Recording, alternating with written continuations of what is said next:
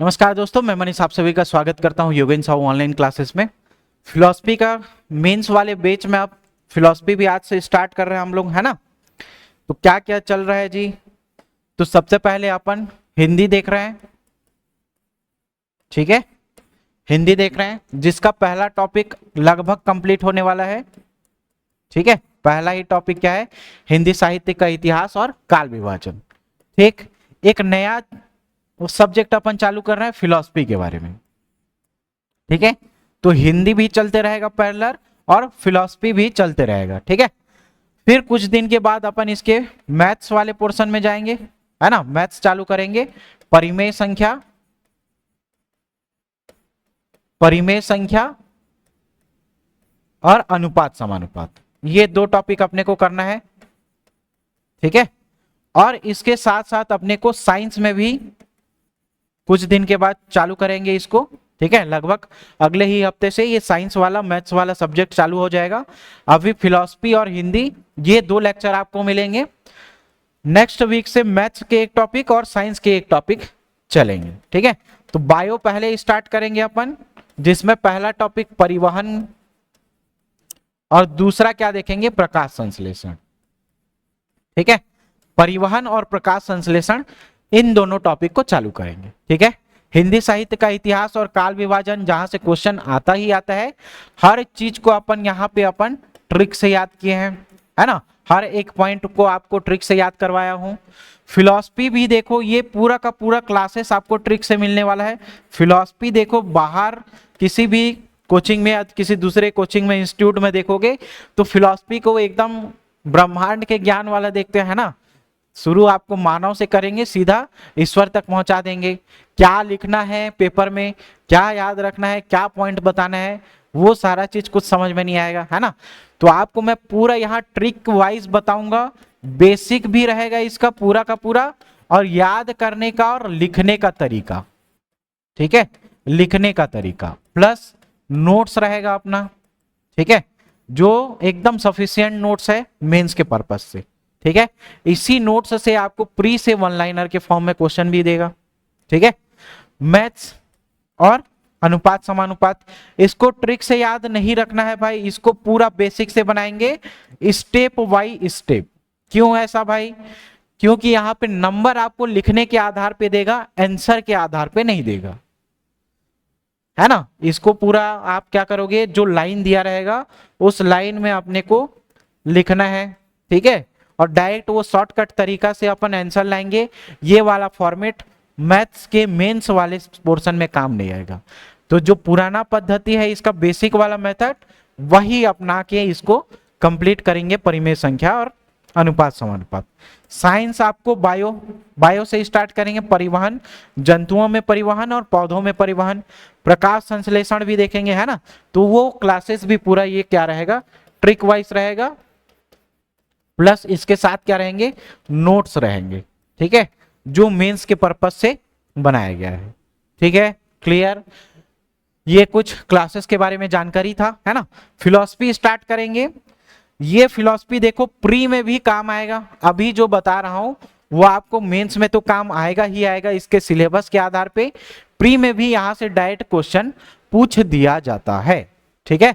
तो सबसे पहले देखो प्री के पर्पस से और व्यापम, ये तीनों में काम आएगा। सीजी व्यापम में भी ये काम आता है ना। प्री में भी काम आएगा और मेंस में तो आपको लिखना ही लिखना है जी, ठीक है। तो ये तीनों जगह काम आएगा, सीजी व्यापम में, सीजी पीएससी प्री में और सीजी पीएससी मेंस में, ठीक है। क्लियर? सबसे पहला टॉपिक कौन सा देखेंगे? दर्शन का स्वरूप, धर्म और संस्कृति से उसका क्या संबंध है, ये देखेंगे, है ना। फिर भारतीय दर्शन और पाश्चात्य दर्शन में क्या अंतर है, किन मुद्दों के आधार पे, किन बिंदुओं के आधार पे अपन बाइफरगेट करेंगे और बताएंगे कि भारतीय दर्शन और पाश्चात्य दर्शन में ये डिफरेंस है या ये अंतर है, ठीक है। तो पहले दर्शन का स्वरूप देखेंगे, धर्म और संस्कृति से उसका संबंध, दर्शन और पाश्चात्य दर्शन में, भारतीय दर्शन में अंतर देखेंगे, ठीक है। क्लियर? याद रखने वाला चीज कहां से है जी? तो शुरुआत होता है यहां से।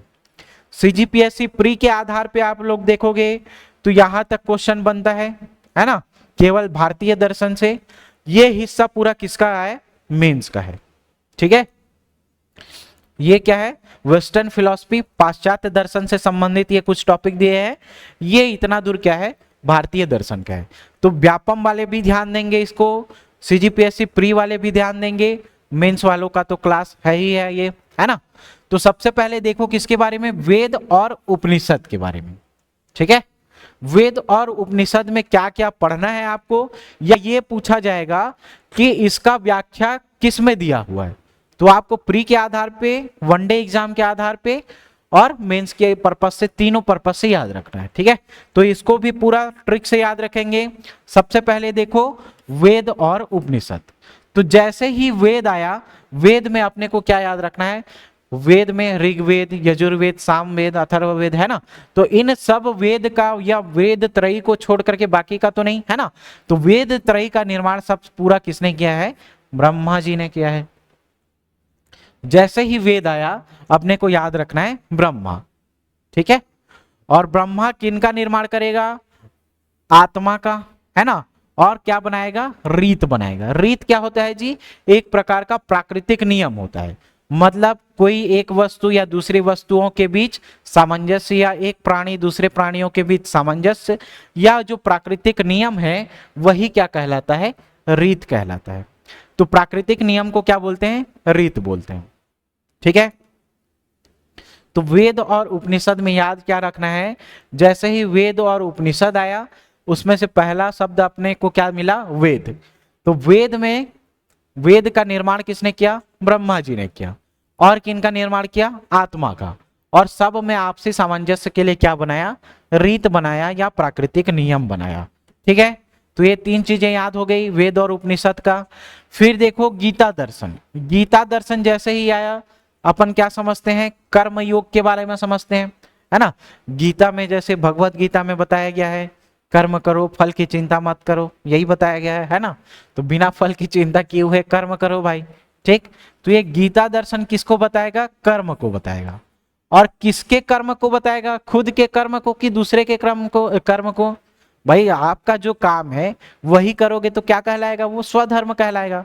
मतलब विद्यार्थी हो तो विद्यार्थी क्या करेगा, अध्ययन का कार्य करेगा, तो वही उसका क्या कहलाएगा, स्वधर्म कहलाएगा। तो गीता दर्शन में याद रखना कर्मयोग, कर्म किसका, खुद का, स्वयं का, मतलब स्वधर्म। और जब खुद का कर्म डिसाइड हो गया तो उसमें क्या होना है, स्थित हो जाना है। स्थित हो जाना है मतलब स्थित प्रज्ञ। ये सीजीपीएससी मेंस में पूछा गया है, पिछले पेपर में याद होगा आप लोग को, तो है ना। मेंस में स्थित प्रज्ञ को पूछा गया है कि कोई व्यक्ति जो दुख में, एकदम दुख में दुखी ना हो, हताश ना हो, निराश ना हो, और एकदम खुशी में उसको खुशी में एकदम घमंड ना हो, है ना, दोनों में बैलेंस बना करके चले, तो वही व्यक्ति क्या कहलाता है, स्थित प्रज्ञ कहलाता है ना। दुखेषु द्विगमना सुखेषु विगत स्पृहा, ये सब देखे होगे, है ना। वो पूरा सेंटेंस आपको लिखना पड़ेगा 2 नंबर में। 4 नंबर में पूछा तो वो स्टेटमेंट लिख के क्या करो, उसका व्याख्या कर दो। ठीक है, तो ये क्या कहलाएगा, स्थित प्रज्ञ कहलाएगा। तो जैसे ही गीता दर्शन आया तो गीता से अपने को क्या याद आया, कर्मयोग। कैसा कर्म, स्वधर्म, मतलब खुद का कर्म, है ना। और उसी में क्या रहना है, स्थित रहना है, तो स्थित प्रज्ञ। क्लियर, गीता दर्शन, कर्मयोग, स्वधर्म और स्थित प्रज्ञ। क्लियर, ये याद हो गया इतना। फिर देखो किसके बारे में, चारवाक दर्शन। तो चारवाक दर्शन क्या बोलते हैं भाई, इसी युग के बारे में मानता है। मतलब जब तक जी रहे हो सुख से जियो, ऋण लेके घी पियो, है ना। ये कौन बोलता है, चारवाक बोलता है। मतलब अल्टीमेटम तरीके से ये क्या करेगा, पूरा का पूरा अंतिम रूप से ये किसको फॉलो करेगा, सुखवाद को फॉलो करेगा। ठीक है, तो अल्टीमेट तरीके से ये किसको फॉलो कर रहा है, सुखवाद को, है ना। तो जैसे ही चारवाक दर्शन आया किसको मानेगा, वो सुखवाद को। ठीक, तो चारवाक दर्शन में क्या है, सुखवाद। और सुखवाद कितना, तत्व मीमांसा, ज्ञान मीमांसा, है ना। याद करने के पर्पज से याद रखना, चारवाक दर्शन में 3 चीजों को पढ़ेंगे। तो चारवाक में क्या है, सुखवाद। प्री में भी पूछा गया है कि सुखवाद का सिद्धांत कहां पे वर्णित है, तो याद रखना चारवाक दर्शन। ठीक है, सुखवाद किसमें, चारवाक दर्शन। ठीक है, तो जैसे ही चारवाक आया क्या याद रखोगे, सुखवाद। सुखवाद, तत्व मीमांसा, ज्ञान मीमांसा, तत्व मीमांसा, ज्ञान मीमांसा, सुखवाद। क्लियर, समझ में आया। ठीक है, चार्वाक दर्शन के बारे में। फिर पढ़ेंगे अपन किसके, जैन दर्शन के बारे में। तो जैन दर्शन में क्या क्या व्याख्या किया गया है जी, तो जैन दर्शन में जीव का स्वरूप, ज से ज याद रखना, जैन दर्शन जीव का स्वरूप, जैन दर्शन जीव का स्वरूप, ज से ज याद रखना, जैन दर्शन जीव का स्वरूप, जैन दर्शन जीव का स्वरूप। ठीक है, तो ज से ज याद हो गया, जैन दर्शन जीव का स्वरूप। अब जीव देखो, जीव बहुत सारे होते हैं, है ना, कुत्ता भैंस, बकरी, बिल्ली, है ना, गाली नहीं है भाई, ये एक टाइप से जीवों के नाम, जंतुओं के नाम, है ना, इसको बताया जा रहा है। तो जैन दर्शन जीव का स्वरूप, जैन दर्शन जीव का स्वरूप। ठीक है, ज से ज याद हो गया, जैन दर्शन जीव का स्वरूप। जीव कितने होंगे, अनेक होंगे। जीव कैसे होंगे, अनेक होंगे। तो अनेक से याद रखना, अनेकांतवाद, अनेक होंगे मतलब अनेकांतवाद। अनेक में भी कितना, 5 और 7, अनेक में भी कितना, 5 और 7। 5 से याद रखना पंच महाव्रत, 7 से याद रखना स्यादवाद। ठीक है, 5 से याद रखना पंच महाव्रत, 7 से याद रखना स्यादवाद। ठीक है, तो जैन दर्शन जीव का स्वरूप, जीव का स्वरूप कितना है, अनेक है, अनेकांतवाद कितना है, 5 और 7। 5 से पंच महाव्रत, 7 से स्यादवाद। क्लियर, इतना हो गया जैन दर्शन। अब देखो बौद्ध दर्शन के बारे में। बौद्ध दर्शन जैसे ही आया, बौद्ध में क्या बोला जाता है कि ये संसार क्या है, क्षण भर का है। ठीक है, क्षण भर का है। ठीक, मतलब अभी पल में प्रलय हो जाएगा, बहुरी करेगा कब, ये डायलॉग सुने हो ना, तो यही मानता है कौन, बौद्ध दर्शन भाई। तो बौद्ध दर्शन पूरे संसार को क्या मानता है, क्षण भर के मानता है, क्षणिक मानता है। ठीक है, और आत्मा के अस्तित्व को स्वीकार नहीं करता। तो अनात्मवाद और क्षणिकवाद याद रखना। ठीक है, और ये पल भर में, क्षण भर में खत्म हो जाएगा। तो ये हमारे आम जीवन में प्रतीत होता है क्या, हाँ बिल्कुल देखने को मिलता है, प्रतीत होता है। आज कोई जिंदा है ना, पता चला 10 दिन के बाद, 15 दिन के बाद वो निपट गया है। ठीक है, तो ये संसार में कोई भी परमानेंट नहीं आया है, जो आया है वो एक दिन इस दुनिया से जाएगा। ठीक है, तो ये क्षणिकवाद का सिद्धांत कौन मान रहा है, बौद्ध मान रहा है। आत्मा को मान रहा है क्या, नहीं मान रहा है, अनात्मवाद। ठीक है, प्रतीत होता है क्या, हाँ प्रतीत होता है। तो प्रतीत से याद रखना, प्रतीत्य समुत्पात। अब ये प्रतीत्य समुत्पात होता क्या है जी, कि प्रत्येक कार्य के पीछे किसका हाथ होता है, कारण का, या प्रत्येक कार्य की उत्पत्ति किसमें छिपी रहती है, कारण में। जैसे ये एक मटका है ना, या घड़ा है, तो ये घड़ा किससे बना है जी, मिट्टी से बना है। ये घड़ा किससे बना है, मिट्टी से। तो ये कार्य हो जाएगा और ये क्या होगा, कारण होगा, या इसको कार्य कारण सिद्धांत भी बोला जाता है। ठीक है, तो प्रत्येक कार्य की उत्पत्ति किसमें निहित होती है या किसमें छुपी होती है, कारण में छुपी होती है। ठीक है, तो ये कौन दर्शाएगा, बौद्ध दर्शन बताएगा। ठीक है, तो बौद्ध दर्शन क्या बताता है, क्षणिकवाद का सिद्धांत, अनात्मवाद, प्रतीत्य समुत्पात और अष्टांग मार्ग के बारे में बताता है। ठीक है, तो बौद्ध दर्शन में 4 चीजों को पढ़ेंगे, क्षणिकवाद, अनात्मवाद, अष्टांग मार्ग और क्या पढ़ेंगे, प्रतीत्य समुत्पात। यहां पे ध्यान देने वाली बात क्या है, अष्टांग मार्ग है बौद्ध दर्शन में, लेकिन योग दर्शन में देखो क्या है, अष्टांग योग के बारे में बताया गया है। अष्टांग योग 8 योग के बारे में, यम, नियम, आसन, प्राणायाम, प्रत्याहार, धारणा, ध्यान, समाधि, है ना। तो ये 8 प्रकार के योग को बताया गया है अष्टांग योग, योग दर्शन में। ठीक है, ये क्या है, अष्टांग मार्ग है, 8 सील जिसको बोलेंगे, है ना, तो उसको अष्टांग मार्ग याद रखना बौद्ध दर्शन में, और अष्टांग योग याद रखना योग दर्शन। ठीक है, अब अगला देखो किसके बारे में, सांख्य दर्शन। तो सांख्य दर्शन में याद रखना, सांख्य को संख्या या रुपया पैसा से, है ना, सांख्य को याद रखना रुपया पैसा या संख्या से याद रखना। ठीक, अगर किसी व्यक्ति के पास या किसी पुरुष के पास बहुत सारा पैसा है तो कैसा करेगा भाई, पुण्य का काम करेगा, है ना, लोगों को सहायता करने का कार्य करेगा या सत्कार्यवाद करेगा, है ना, जिससे क्या होगा, विकास होगा लोगों का, है ना, पुरुष। ठीक, तो सांख्य दर्शन में संख्या या रुपया पैसा जिस पुरुष के पास या जिस व्यक्ति के पास है, तो वो विकास का काम करेगा और सत्कार्य का काम करेगा, अच्छा कार्य करेगा। जैसे कोई अनाथालय है, वहां पे जाकर के लोगों को खिलाएगा, है ना, बच्चों को। वृद्धाश्रम है, वहां पे जाके है ना, कपड़ा लत्ता भोजन राशन इन सबको क्या करेगा, वो दान करेगा। कब, जब उसके पास बहुत सारा पैसा रहेगा। तो सांख्य दर्शन रुपया पैसा किसके पास रहेगा, पुरुष के पास, तो वो क्या करेगा, सत्कार्य करेगा और क्या करेगा जी, विकास का कार्य करेगा। तो विकासवाद प्रकृति का पुरुष, प्रकृति और पुरुष का समावेश या उसका स्वरूप और विकासवाद, ये किसको, किसमें पढ़ना है अपने को, सांख्य दर्शन में पढ़ना है। ठीक है, किसमें पढ़ना है, सांख्य दर्शन में पढ़ना है। ठीक है, योग दर्शन तो अपन पढ़ लिए। न्याय दर्शन, न्याय दर्शन देखो, न्याय दर्शन में क्या याद रखेंगे, प्रमा अप्रमा और असत्कार्यवाद। सत्कार्यवाद अपन कहाँ पढ़े, सांख्य दर्शन। असत्कार्यवाद कहाँ पढ़ेंगे, न्याय दर्शन में पढ़ेंगे। और क्या पढ़ना है, प्रमा अप्रमा और असत्कार्यवाद। प्रमा अप्रमा क्या होता है भाई, प्रमा मतलब यथार्थ रूप, जो जिस रूप में है उसको उसी रूप में एक्सेप्ट करना क्या कहलाएगा, वो प्रमा कहलाएगा।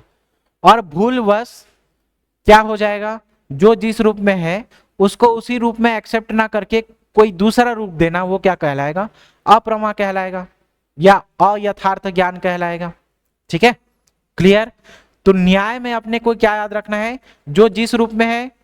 न्याय से क्या याद रखना, न्याय मतलब पिक्चरों में देखे होगे, है ना, मिलॉर्ड मेरे को न्याय नहीं मिला, ऐसे बोलते हैं ना पिक्चरों में। ठीक है, तो न्याय कभी कभी मिलता भी है और कभी कभी नहीं मिलता। प्रमा मतलब यथार्थ, अप्रमा मतलब अयथार्थ। तो न्याय कभी कभी यथार्थ होता है, अयथार्थ भी होता है और असत्कार्यवाद होता है। ठीक है, तो याद हो गया क्या न्याय दर्शन का, न्याय में प्रमा अप्रमा और असत्कार्यवाद। न्याय में क्या पढ़ना है, प्रमा अप्रमा असत्कार्यवाद। न्याय में क्या पढ़ना है, प्रमा अप्रमा असत्कार्यवाद। ठीक है, इतना हो गया। अब वैशेषिक दर्शन, वैशेषिक दर्शन देखो, वैशेषिक दर्शन है ना, तो वैशेषिक दर्शन में क्या पढ़ेंगे जी, परमाणुवाद का सिद्धांत पढ़ेंगे। वैशेषिक दर्शन में क्या पढ़ेंगे, परमाणुवाद का सिद्धांत। अब ये परमाणुवाद होता क्या है, देखो मतलब वैशेषिक दर्शन, इसको याद कैसे करोगे, वैशेषिक दर्शन परमाणुवाद।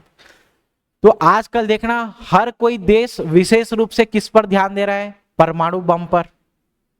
वही हमारा पड़ोसी देश है ना, जो बोलते रहता है, धमकी देते रहता है, ये कर देंगे वो कर देंगे, है ना। तो हमारे पास भी है भाई, खिलौना तो नहीं है ना, हम लोग भी परमाणु बम का परीक्षण कर चुके हैं, पोखरण वाला, याद होगा आप लोग को, तो इस्माइल बुद्धा। ठीक है, तो आजकल हर कोई विशेष रूप से या वैशेषिक रूप से किस पर ध्यान दे रहा है, परमाणु पर ध्यान दे रहा है, परमाणुवाद पे। ठीक है, तो वैशेषिक दर्शन परमाणुवाद, वैशेषिक दर्शन परमाणुवाद। ठीक है, मीमांसा दर्शन का याद रखना, धर्म और अपूर्व का सिद्धांत। ये क्वेश्चन आया हुआ है सीजीपीएससी प्री में, सीजीपीएससी प्री में पूछा गया है ये वाला क्वेश्चन। कौन सा, अपूर्व का सिद्धांत। तो अपूर्व का सिद्धांत का किसमें है जी, मीमांसा दर्शन, याद रखना। तो मीमांसा दर्शन धर्म और अपूर्व का सिद्धांत, धर्म और अपूर्व का सिद्धांत। ठीक है, अद्वैत वेदांत, इसको कैसे याद करोगे, अद्वैत वेदांत में मतलब अद्वितीय याद रखना, अद्वितीय मतलब उनके समान कोई दूसरा नहीं, अद्वैत वेदांत मतलब उनके समान कोई दूसरा नहीं। तो किनके समान भाई, ब्रह्मा भगवान के समान कोई दूसरा थोड़ी है ना, वेद का निर्माण कर रहे हैं। ठीक, तो ब्रह्मा भगवान के जैसे कोई दूसरा नहीं है। और ब्रह्मा भगवान क्या करते हैं, जगत में माया करते हैं, है ना। ब्रह्मा भगवान जगत में क्या करेंगे, माया करेंगे, और इस मोह माया से जो दूर हो जाए उसको क्या प्राप्त होगा, मोक्ष की प्राप्ति होगी। तो अद्वैत वेदांत में क्या क्या आएगा जी, अद्वैत वेदांत में याद रखना है अद्वैत से अद्वितीय। ठीक है, अद्वितीय कौन है, ब्रह्मा भगवान।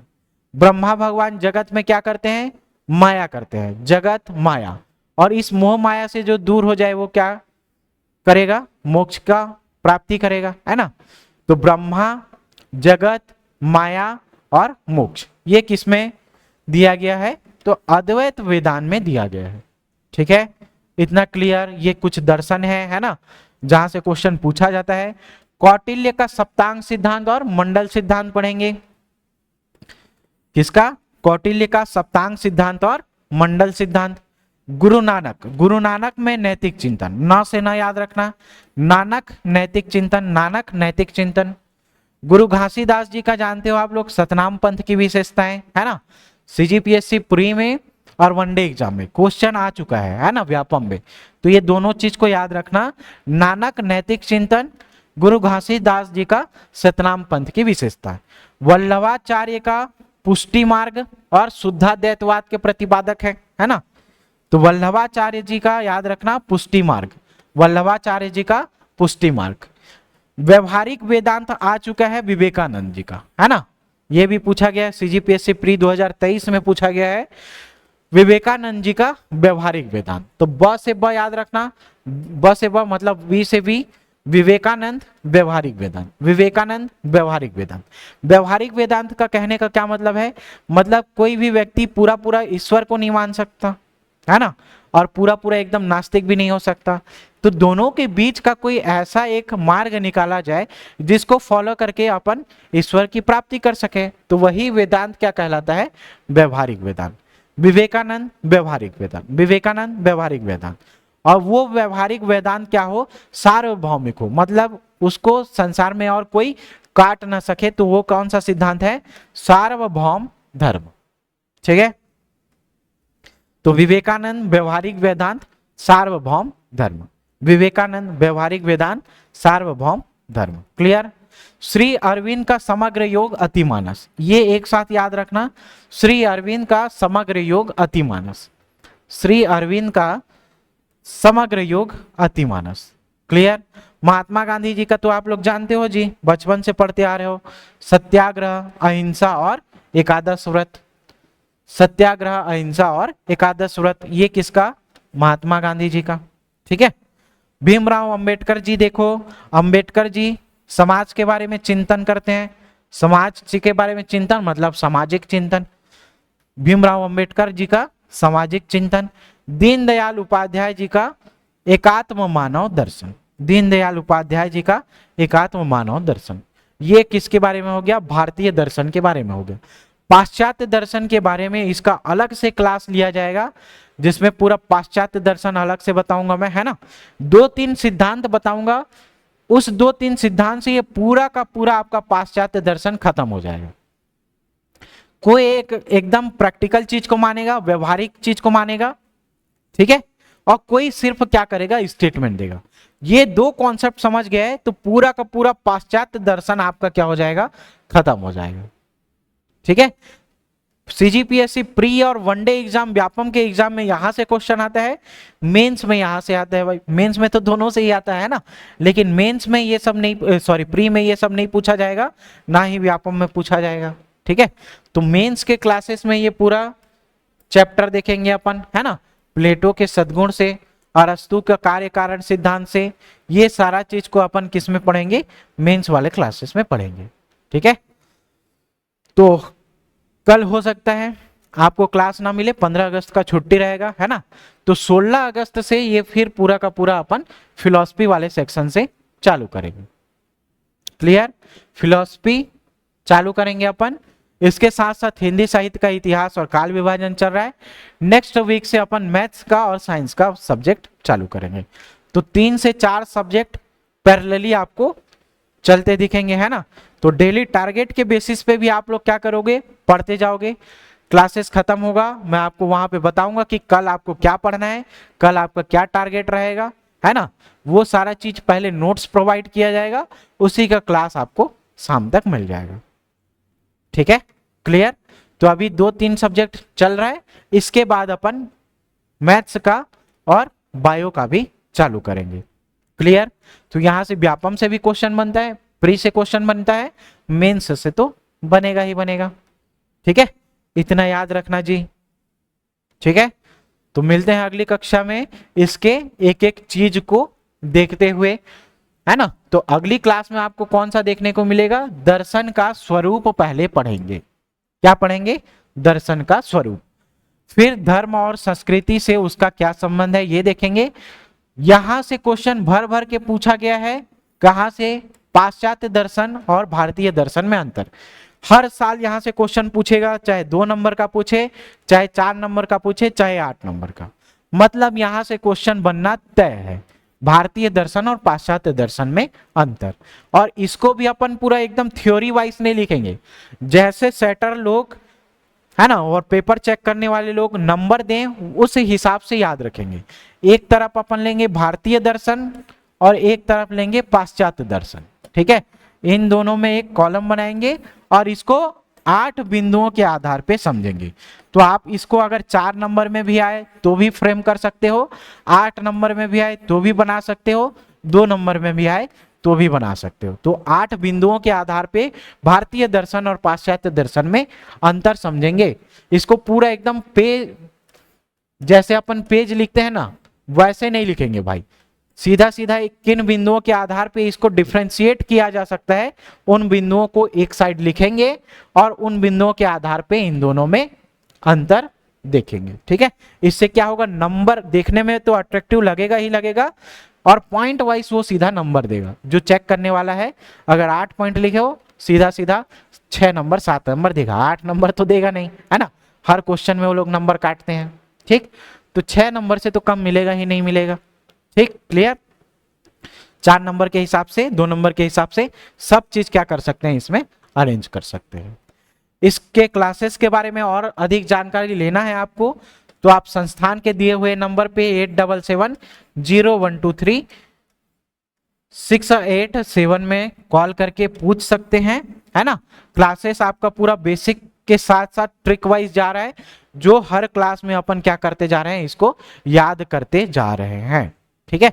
तो सारा क्लासेस आपको ट्रिक से बता रहा हूं, इसके पीछे का कॉन्सेप्ट बता रहा हूं, तो दोनों तरीके से आप क्या करोगे उसको याद रखोगे, ठीक है। तो मिलते हैं अगली क्लासेस में दर्शन के स्वरूप को लेकर के, ठीक है। थैंक यू, धन्यवाद सभी को।